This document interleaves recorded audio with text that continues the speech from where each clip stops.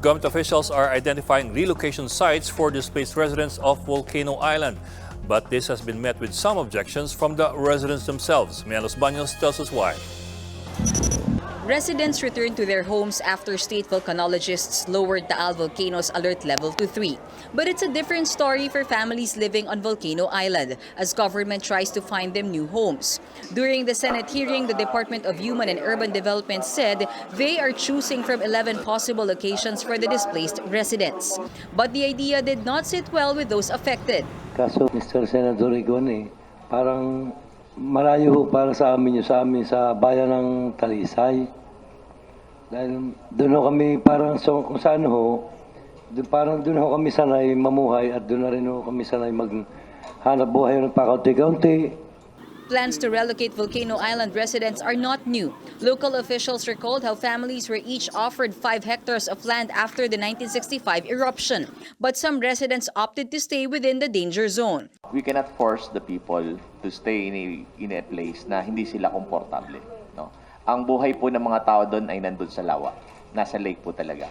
Kahit po wala silang hanap buhay, magkana lang po ng kaunting pangkana, may tilapia at bangus na mahuhuli.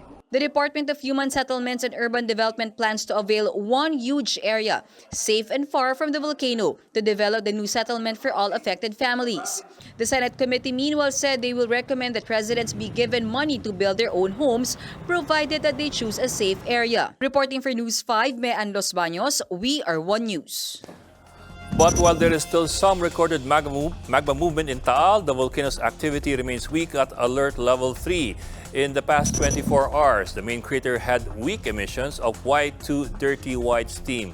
Sulfur dioxide emission was below instrumental detection. The Philippine Seismic Network says only 7 volcanic earthquakes have been recorded since yesterday morning.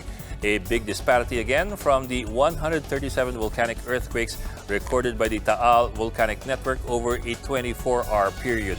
PBOC still advises against staying within the Taal Volcano's 7-kilometer radius zone.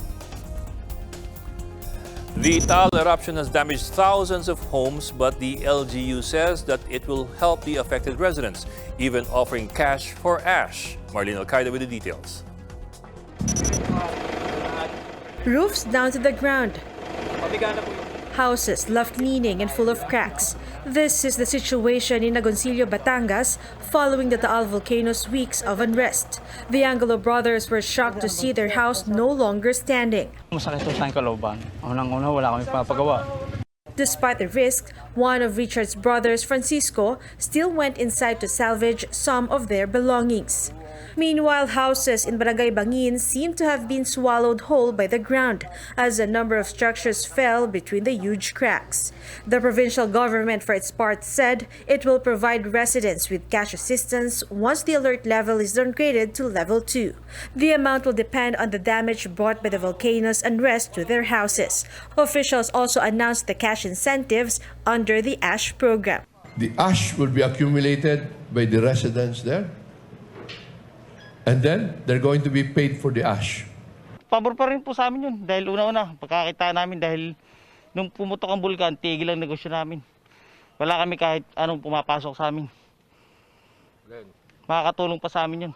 Alert level 3 remains up over Taal, meaning the volcano may still erupt. This is why Mandanas advised the residents inside the danger zone to stay in evacuation centers. The LGU assures them of enough food and water supply. For News 5, Marlene Alcaide, we are One News.